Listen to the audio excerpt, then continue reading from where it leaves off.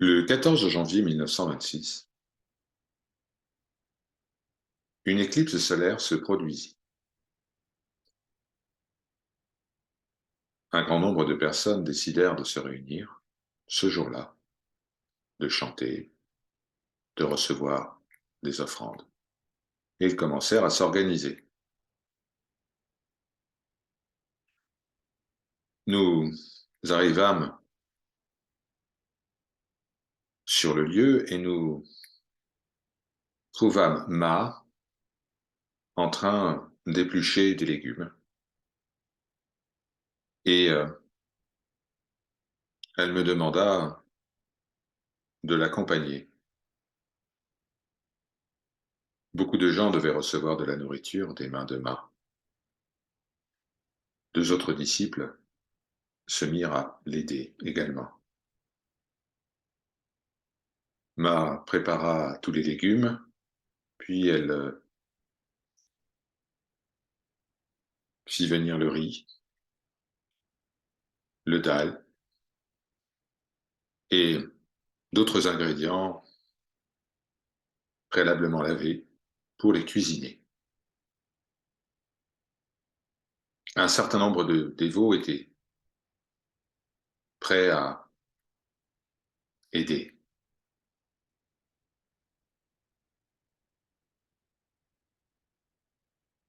Le mari de Ma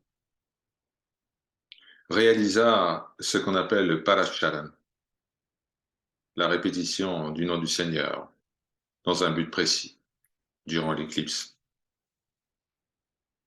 Il n'est pas rentré à la maison ce jour-là, il s'est assis pour prononcer les noms du Seigneur. Ma elle-même a nettoyé les récipients destinés à la cérémonie et a réservé un endroit pour que Père commence à réaliser la puja. Le chant a commencé dès que l'éclipse s'est manifestée dans le ciel. Graduellement, les dévots se sont prosternés devant Ma. Et puis,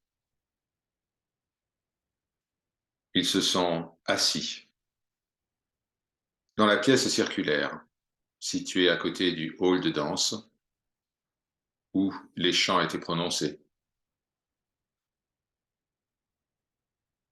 Voyant la sainteté de la Divine Mère, les propriétaires du lieu étaient devenus des fidèles de Ma. Et ils organisaient régulièrement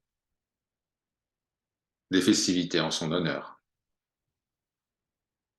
De ses propres mains, Ma offrit du sindour, une poudre rouge, à toutes les femmes présentes et a installé des matelas pour qu'elles puissent s'y tenir. Il n'y avait jamais de problème avec toutes les tâches qu'elle effectuait. Pendant ce temps-là, tout était en train de s'organiser dans la cuisine. Alors, Ma s'est dirigé vers la pièce circulaire et s'est assis au milieu des femmes. Généralement, Ma ne s'asseyait pas sur un tapis, elle était directement à même le sol, et parfois elle s'y allongeait. Il lui arrivait régulièrement d'être en samadhi toute la journée, allongée sur le sol. Parfois, on pouvait voir le visage de Ma et ses mains couvertes de fourmis lorsque Ma était aussi immobile qu'une pierre dans un coin de la pièce. Elle avait recouvert sa tête et son corps de vêtements amples. J'avais remarqué que Ma n'allait jamais la tête découverte. Elle ne laissait jamais son corps découvert. Le chant continuait. C'était le début de l'après-midi et nous étions tous assis autour de Ma. Tout d'un coup, le corps de Ma a commencé à onduler.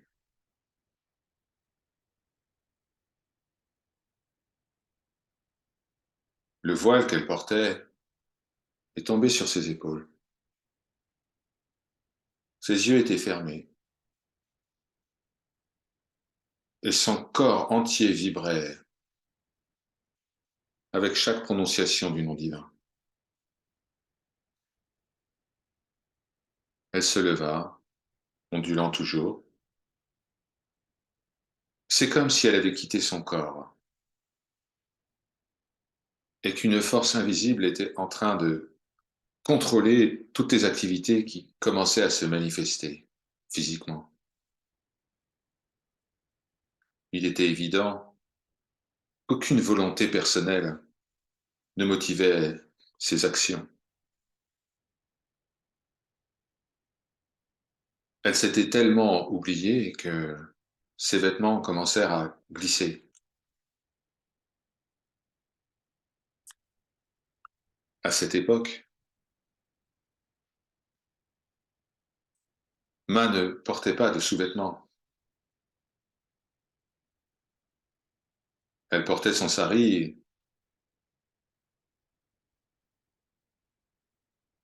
c'était tout. Alors rapidement, les femmes présentes l'ont habillée avec une pièce de tissu fermement attachée au corps. Et puis son corps commençait à s'incliner vers le sol de plus en plus bas. Mais il se redressait avant de toucher la pierre. Il semblait que Ma n'avait plus aucun poids. Elle était bercée par le vent. Elle a commencé à évoluer dans la pièce, comme si elle était ivre, mais une ivresse qu'on ne peut pas décrire. Je n'avais jamais vu de telle dans ma vie. J'avais lu au sujet de ces états en étudiant les vies de Chaitanya Deva et de Ramakrishna, mais assistant à ce spectacle avec mes propres yeux, j'étais totalement prise par cette vision. Quel merveilleux état! La même personne qui avait accompli tant de travail juste avant était maintenant littéralement transportée.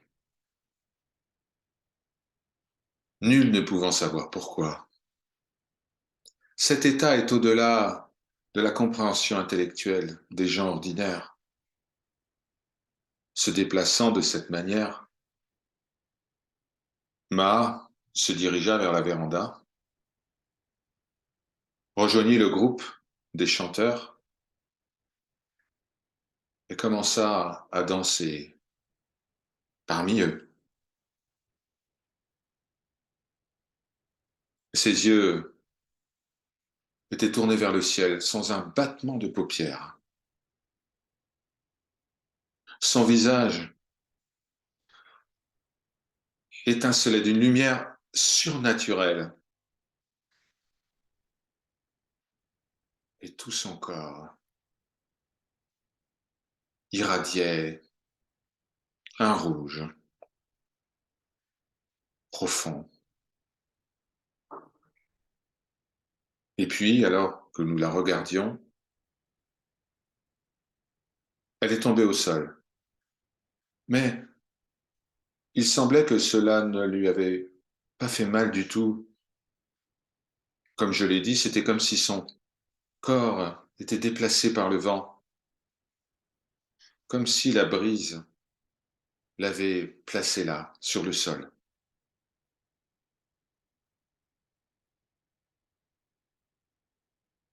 Le corps se mit à tourner sur lui-même, comme une feuille prise dans une tornade. Nous avons essayé de maintenir le corps en place, mais il était impossible de le contrôler. Après un moment, Ma est devenue immobile. Elle s'est assise. Ses yeux étaient fermés et elle était dans une position du yoga, stable, immobile.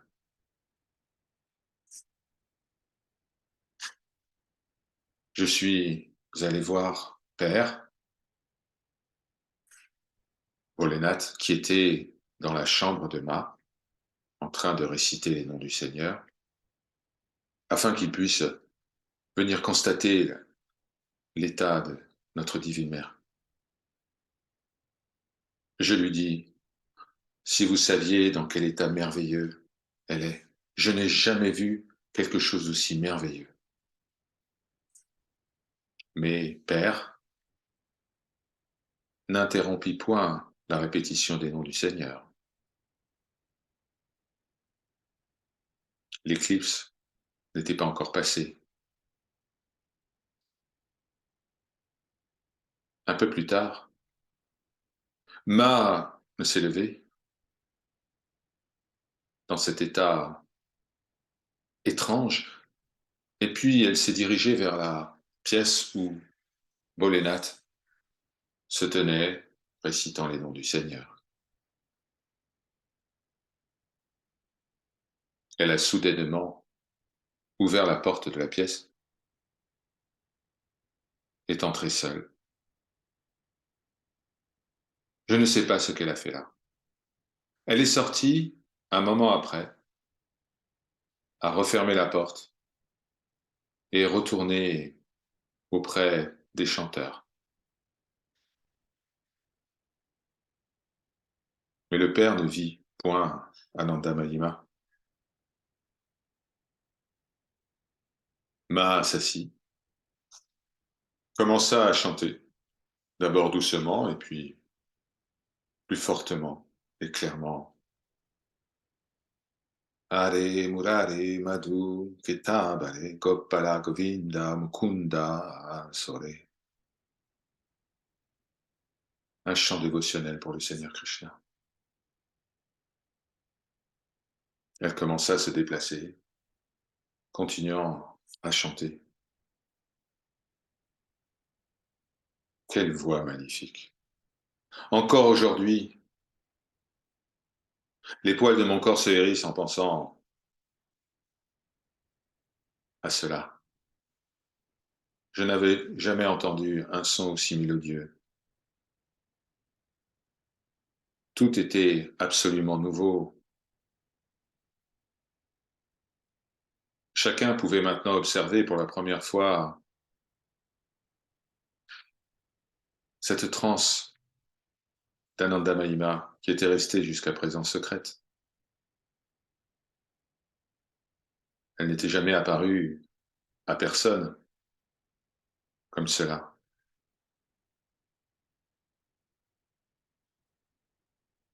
Elle s'est assise tranquillement, puis s'est allongée sur le sol. Il n'y avait même pas de battement de cœur. La respiration était très lente.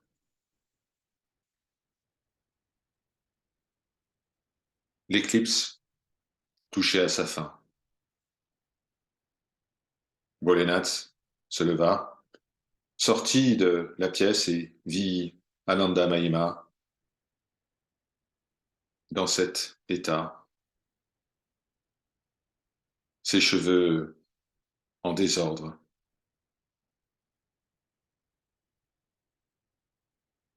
Il la vit ensuite se redresser. Bolénate s'allongea sur le sol et se prosterna devant elle. C'était le soir.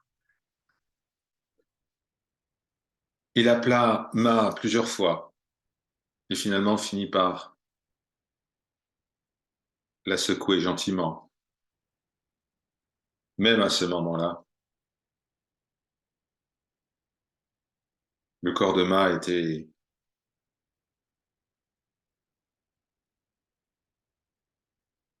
dans une position d'abandon total. Elle ne pouvait pas réarranger ses vêtements. Alors, les fidèles présentes l'ont fait pour elle. Elle ne pouvait pas parler. Sa langue était de marbre. À la demande de Bolanat, Ma a réussi à se mettre debout, mais ses membres n'étaient pas encore sous contrôle. Alors, il l'a emmenée d'abord dans la cuisine, puis après vers la chambre. Et là, Ma s'est assise sur le sol. Graduellement, elle commença à prononcer quelques mots. Son langage devint plus fluide, plus clair.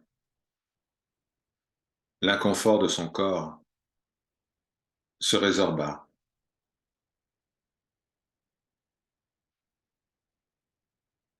Je la pris gentiment dans les bras et elle dit, tout n'est pas encore parfaitement rétabli dans le corps. Quelque chose s'est produit. Ses yeux étaient pleins de larmes.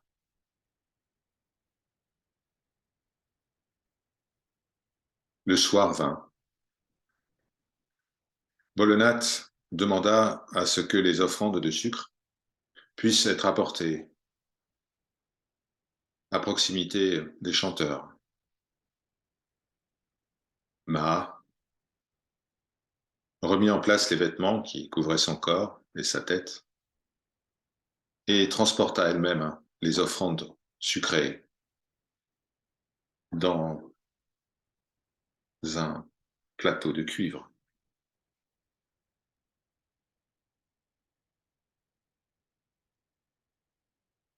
Elle me donna le plateau de cuivre,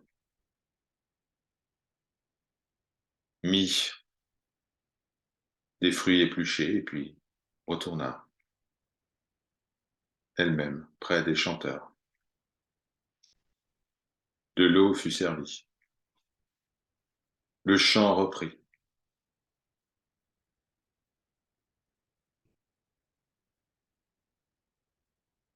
Ma s'asseyait discrètement dans un coin de la pièce.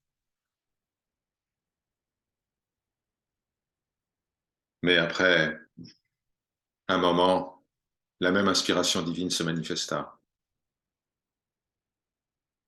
De nouveaux types d'expressions.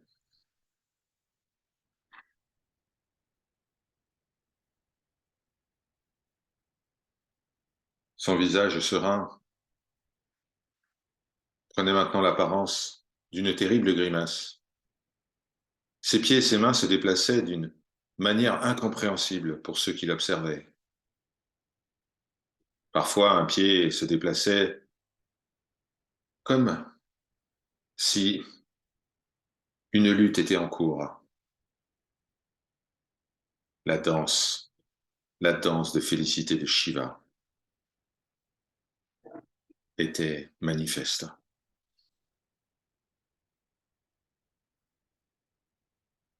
La couleur de sa peau n'était plus ce rose brillant, mais cette ombre noire. Après un moment, cela se modifia. Parfois, il semblait qu'elle était en train de réaliser l'arati, c'est-à-dire de présenter des lumières en face d'une divinité avec tout son corps. Et il semblait que son corps lui-même était comme une offrande, une grande diversité de manifestations apparurent. Finalement, Ma s'accroupit en silence. Il semblait que des mots voulaient émerger, mais aucun son n'était entendu. Après quelques tentatives, des incantations magnifiques et des invocations commencèrent à ruisseler de ses lèvres. Quelle beauté était d'entendre ce son, quelle clarté, quelle douceur dans la prononciation. Mais personne ne pouvait comprendre le langage. Un certain nombre de syllabes ressemblaient à des mantras, mais rien n'était compréhensible. Doucement, les incantations cessèrent. Graduellement, Ma devint tranquille, sereine. Après quelques instants, elle s'allongea. Par sa grâce, Om Shanti, Shanti, Shanti.